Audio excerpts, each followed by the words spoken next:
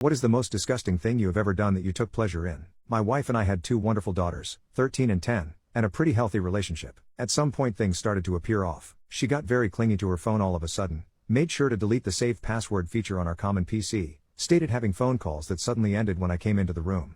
You can probably guess what it was. Now having 15 years of marriage behind us, I was hoping it wasn't what it obviously seemed to be. So one day when she told me she was going to spend some time with the girls, I decided to follow her. Sure enough, I find her driving to a hotel to meet with a guy I will call Steve. To say it was a gut punch was an understatement. I literally cried for an hour straight. After I was done with my self-wallowing phase, I decided the best course was getting even. I thought of several scenarios that may or may not have involved me hurting Steve. Eventually I decided to do things more civilly and more importantly legally, but only just. So the first part of the plan was gathering evidence. I could have just gotten a pie, but I had something better in mind. So one day when my wife was at her job and the kids at school, I installed some small secret cameras and microphones I had bought. Due to the setup of our bedroom, I even managed to get one perfectly overlooking the bed. I didn't however use them while I was at home. So a couple of days pass, when I proposed to my wife that the second to next weekend I should take the girls on a trip and stay a night too.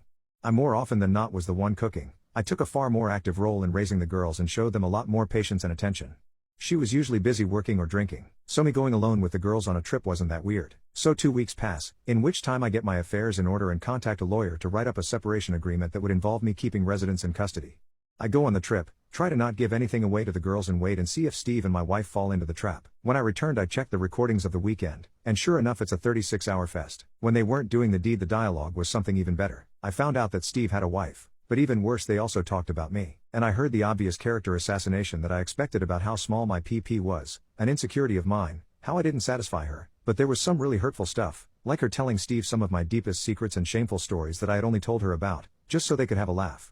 She even told him about my dope story and how I attempted to take my life when I was 16. So at this point I didn't have any doubts on what to do. The next day when the kids left, but before my wife left, I confronted her with the video and told her that either she signs the separation agreement and leaves the house or the girls are going to receive an in-depth explanation of all the positions in which mommy cheated on daddy. I wasn't gonna do that. Just to be clear, I love my daughters too much, but I put the threat there and she was too emotional to realize my bluff.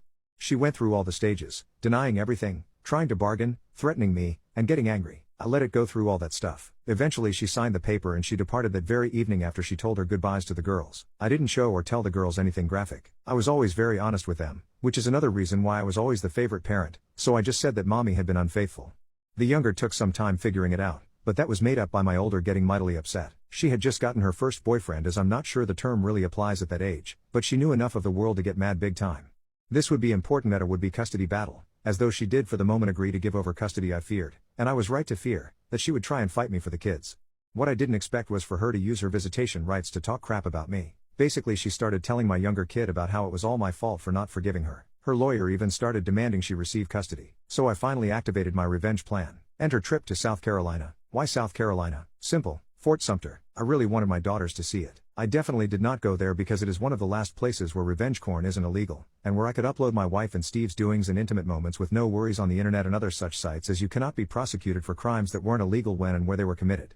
I especially made sure to include the clip where Steve could not get it up. I sent the links to my wife's employer, her clients, and everybody in her line of work just to be sure, to Steve's wife and to his firm.